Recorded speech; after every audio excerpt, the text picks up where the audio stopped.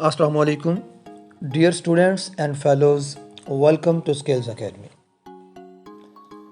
Skills Academy 2009 سے آپ لوگوں کو زیور تعلیم سے روشناس کرانے، آگاہی دینے، سکلز سکھانے، خفیہ صلاحیتوں کو سامنے لانے اور پرسنالٹی گرومنگ کے ساتھ جاب ٹیسٹ کی تیاری میں بھرپور کردار ادا کر رہی ہے۔ عزیز طلبہ، یہ تمام محنت دنیا داری کے لیے ہے۔ اس کے ساتھ ہماری زندگیوں میں دینی تعلیم کا شامل حال ہونا انتہائی ضروری ہے۔ اس سلسلہ میں سکلز اکیڈمی کی انتظامیہ نے فیصلہ کیا ہے کہ اپنے اسٹوڈنٹس اور فیلوز کو قرآن پاک کی مختصر ترین تفسیر یعنی کم از کم قرآنی مضامین سے آگاہی ضرور سکھائی جائے۔ اس میں یقیناً نئی نسل میں مذہب سے قربت، قرآن سے لگاؤ اور زندگی میں برکت شامل ہونے کے ساتھ ہمارے معاملات میں بے سکونی کا عنصر بھی ختم ہو جائے گا، کیونکہ ترجمہ ہے الا بذکر اللہ تطمئن القلوب کہ بے شک دلوں کا سکون اللہ کے ذکر میں ہے۔ تو آئیے جانتے ہیں قرآن پاک پارہ نمبر 25 کا تفسیری خلاصہ۔ حامیم سجدہ۔ اس پارے کی ابتدا میں بتایا گیا کہ قیامت شگوفوں سے نکلنے والے پھلوں، حمل اور وضع حمل کا علم اللہ ہی کی طرف لوٹایا جائے گا۔ انسان کی فطری خود غرضی کو آیت نمبر 49 میں بیان کیا کہ انسان اپنی بھلائی کی دعا مانگتے ہوئے تو کبھی نہیں تھکتا، اور اگر اسے کبھی کوئی شر پہنچ جائے تو وہ مایوس اور نا امید ہو جاتا ہے۔ آیت نمبر 51 میں پھر فرمایا، اور جب ہم انسان پر کوئی انعام کرتے ہیں تو وہ منہ پھیر لیتا ہے اور پہلو بچا کر ہم سے دور ہو جاتا ہے، اور جب اس پر مصیبت آتی ہے تو لمبی چوڑی دعائیں کرنے والا ہو جاتا ہے۔ یعنی اللہ کی ذات سے وہ خود غرضی اور ذاتی منافعت پر مبنی تعلق تو قائم رکھتا ہے، مگر اس کے احکام کو فراموش کر دیتا ہے۔ انسان کو تکلیف پہنچنے کے بعد اللہ کوئی رحمت عطا کرے تو وہ اسے انعام الہی سمجھنے کی بجائے اپنا استحقاق سمجھنے لگتا ہے اور قیامت کا انکار کرنے لگتا ہے، اور کہتا ہے کہ اگر قیامت آ بھی گئی تو وہاں بھی مجھے یہ سب نعمتیں حاصل ہوں گی۔ اللہ فرماتا ہے کہ ہم کافروں کو ان کے اعمال بد کا مزہ سخت عذاب کی شکل میں دیں گے۔ سورۃ الشورى۔ اس سورت کے شروع میں ایک بار پھر اللہ تعالیٰ کی قدرت کو بیان کیا اور قیامت کا منظر بیان کرتے ہوئے فرمایا، عن قریب آسمان اس کی ہیبت سے اپنے اوپر پھٹ پڑیں گے، یعنی آسمانوں کی شکست و ریخ اوپر سے نیچے کی طرف ہوگی، اور فرشتے اس کی حمد کے ساتھ تسبیح پڑھتے رہتے ہیں اور زمین والوں کے لیے مغفرت طلب کرتے رہتے ہیں۔ سنو، بے شک اللہ ہی بہت بخشنے والا، بے حد رحم فرمانے والا ہے۔ آیت نمبر 8 میں بتایا کہ اگر سب لوگوں کی جبری اطاعت اللہ کی مشیت ہوتی تو وہ سب لوگوں کو ایک دین پر کاربند فرما دیتا، لیکن جزا و سزا کا مدار اختیاری اطاعت پر ہے، اور جو اپنے اختیار سے اطاعت کریں گے وہی رحمت کے حقدار ہوں گے۔ آیت نمبر 27 میں بتایا کہ اگر اللہ تعالیٰ اپنے سب بندوں کا رزق وسیع کر دیتا تو وہ ضرور زمین میں سرکشی کرتے، لیکن اللہ اپنی حکمت سے جتنا چاہتا ہے روزی عطا کرتا ہے۔ بے شک وہ اپنے بندوں کے حالات سے باخبر ہے۔ بے شک۔ آیت نمبر 36 میں بتایا، سو تم کو جو کچھ بھی دیا گیا ہے وہ دنیا کی زندگی کا فائدہ ہے، اور جو کچھ اللہ کے پاس ہے وہ ایمان والوں کے لیے زیادہ اچھا ہے اور زیادہ باقی رہنے والا ہے، اور وہ اپنے رب پر ہی توکل کرتے ہیں۔ مزید بتایا کہ مسلمانوں کے معاملات باہمی مشاورت سے طے ہوتے ہیں، اور برائی کا بدلہ اس جیسی برائی ہے، یعنی یہ عدل کا تقاضا ہے، لیکن جس نے اپنے قصوروار کو معاف کر دیا تو اس کا اجر اللہ کے ذمہ کرم پر ہے۔ آیت نمبر 49 میں بتایا کہ آسمانوں اور زمین کی سلطنت اللہ ہی کے لیے ہے، وہ جو چاہے پیدا کرتا ہے، اور جس کو چاہے بیٹیاں عطا کرے اور جسے چاہے بیٹے دے اور جسے چاہے بانجھ کر دے، بے شک وہ بہت علم والا، قدرت والا ہے۔ مزید فرمایا کسی بشر کی شان میں نہیں کہ وہ اللہ سے کلام کرے سوائے اس کے کہ وہ وحی فرمائے یا پردے کی اوٹ سے کلام فرمائے یا وہ کسی فرشتے کو بھیج دے کہ وہ اللہ کے حکم سے جو وہ چاہے وہی کرے۔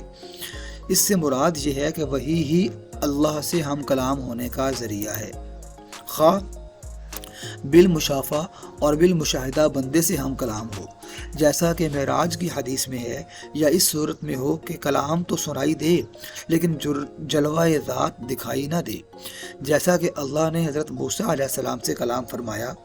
مزید فرمایا اور اسی طرح ہم نے اپنے حکم سے آپ کی طرف روح یعنی قرآن کی وحی کی ہے۔ اس سے پہلے آپ از خود یہ نہیں جانتے تھے کہ کتاب کیا چیز ہے اور ایمان کیا ہے، لیکن ہم نے اس کتاب کو نور بنا دیا جس سے ہم اپنے بندوں میں جس کو چاہے ہدایت دیتے ہیں، اور بے شک آپ ضرور صراط مستقیم کی طرف ہدایت دیتے ہیں۔ اس کا مطلب یہ ہے کہ کتاب اللہ کا ماخذ وحی ربانی ہے، اس کا مدار عقل و قیاس پر نہیں ہے۔ سورۃ الزخرف، سورت کے شروع میں بتایا کہ ہر عہد کے منکرین اپنے نبی کا مذاق اڑاتے رہے، مگر ہم نے بڑی طاقتور قوموں کو بھی ہلاک کر دیا۔ کفار فرشتوں کو اللہ کی بیٹیاں قرار دیتے تھے، حالانکہ وہ اللہ کے بندے ہیں۔ اللہ نے فرمایا کیا یہ لوگ ان فرشتوں کی پیدائش کے وقت موجود تھے؟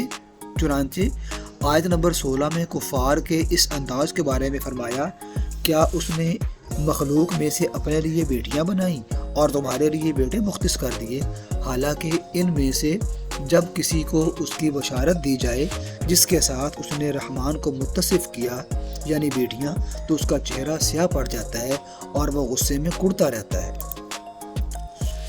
آیت نمبر 31 میں کفار کا یہ مطالبہ بیان ہوا کہ یہ قرآن دو بستیوں مکہ اور طائف کے کسی بڑے آدمی یعنی ولید بن مغیرہ اور ابو مسعود ثقفی پر کیوں نازل نہ کیا گیا؟ اللہ نے فرمایا کیا آپ کے رب کی رحمت کو یہ تقسیم کرتے ہیں؟ یعنی یہ فیصلہ تو اللہ نے کرنا ہے کہ منصب نبوت کسے عطا کیا جائے۔ ہم نے ان کی دنیاوی زندگی میں ان کی معیشت کے وسائل کو تقسیم کیا ہے، اور ہم نے معاشی اعتبار سے بعض کو بعض پر کئی درجے فضیلت عطا کی تاکہ وہ ایک دوسرے سے خدمت لیں، اور آپ کے رب کی رحمت اس مال سے بہت بہتر ہے جس کو یہ جمع کر رہے ہیں۔ دنیا کی زندگی کی بے وقعتی کو بیان کرتے ہوئے فرمایا کہ اگر لوگوں کے کفر میں مبتلا ہونے کا اندیشہ نہ ہوتا تو ہم ان کے لیے گھروں کی چھتیں، سیڑھیاں، دروازے اور مسندیں چاندی کی بنا دیتے، اور چاندی ہی کیا سونے کی بھی بنا دیتے، اور یہ سب دنیا کا سامان زیست ہے، اور آپ کے رب کے پاس آخرت کی نعمتیں صرف متقین کے لیے ہیں۔ مزید فرمایا جو رحمان کی یاد سے غافل ہو کر اندھا ہو جاتا ہے اس پر ہم شیطان کو مسلط کر دیتے ہیں تو وہی اس کا ساتھی ہے۔ آیت نمبر 67 میں بتایا کہ دنیا میں جو منکرین ایک دوسرے کی دوستی کا دم بھرتے ہیں وہ ایک دوسرے کے دشمن بن جائیں گے، یعنی ایک دوسرے کے خلاف سلطانی گواہ بنیں گے، لیکن اہل تقوی کی دوستی کا رشتہ قیامت میں جاری و ساری رہے گا۔ انہیں بشارت دی جائے گی کہ اب تم ہر قسم کے خوف اور رنج و الم سے آزاد ہو، اپنی بیویوں کے ساتھ ہنسی خوشی جنت میں داخل ہو جاؤ، ان کے لیے من پسند اور نگاہوں کو لبھانے والے ماکولات و مشروبات کے دور سونے کے برتنوں میں چلیں گے، اور ان سے کہا جائے کہ یہی وہ جنت ہے جس کا تمہیں وارث بنایا گیا تھا۔ سورۃ الدخان، اس سورت کے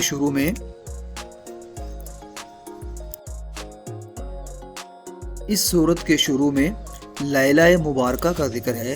اکثر مفسرین نے اس سے لیلۃ القدر مراد لی ہے، مگر حضرت عکرمہ رضی اللہ عنہ کی روایت کے حوالے سے بعض مفسرین نے اس سے شعبان المعظم کی 15ویں شب مراد لی ہے۔ اس رات کے طے شدہ معاملات فرشتوں کو تفویض ہوتے ہیں۔ آیت نمبر 25 میں بنی اسرائیل کی نجات اور فرعونیوں کے غرق کیے جانے کا پس منظر بیان ہوا۔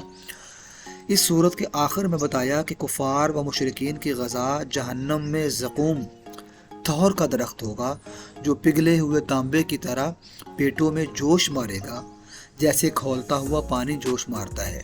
انہیں گھسیٹے ہوئے جہنم کے وسط میں لے جایا جائے گا اور پھر ان کے سر پر کھولتا ہوا پانی ڈالا جائے گا، اور یہ صورت عذاب ہوگی۔ اس کے بعد متقین کے لیے جنت کی عالیشان نعمتوں کا ذکر ہے۔ سورۃ الجاثیہ۔ اس سورت کے شروع میں اللہ تعالیٰ کی قدرت و جلالت کی نشانیوں کا ذکر ہے۔ ان مضامین کو قرآن مجید میں بار بار بیان کیا گیا۔ آیت نمبر 23 میں فرمایا، بس کیا آپ نے اس شخص کو دیکھا کہ جس نے اپنی خواہش کو اپنا معبود بنا لیا اور اللہ نے اس کے علم کے باوجود گمراہ کر دیا، اور اس کے کان اور اس کے دل پر مہر لگا دی اور اس کی آنکھ پر پردہ ڈال دیا، بس اللہ کے بعد اس کو کون ہدایت دے سکتا ہے؟ تو کیا تم نصیحت قبول نہیں کرتے؟ اس کے بعد منکرین آخرت کے اس نظریے کو بیان کیا جو ہر دور کے ملحدین کا عقیدہ رہا ہے کہ جو کچھ ہے یہ دنیا کی زندگی ہے، پس مرگ کچھ بھی نہیں۔ قرآن نے بتایا کہ جس نے پہلی بار پیدا کیا وہی دوبارہ زندہ کرے گا۔ جنہوں نے اس دنیا میں قیامت کے دن کو فراموش کر رکھا ہے، قیامت کے دن انہیں رحمت باری نظر انداز کر دے گی اور اس کا ٹھکانہ جہنم ہوگا اور کوئی مددگار نہیں ہوگا۔ اللہ تعالیٰ سے دعا ہے کہ وہ ہمیں قرآن کریم بہتر طور پر پڑھنے، سمجھنے اور اس پر عمل پیرا ہونے کی توفیق عطا فرمائے۔ آمین ثم آمین، وما علیک الا البلاغ المبین۔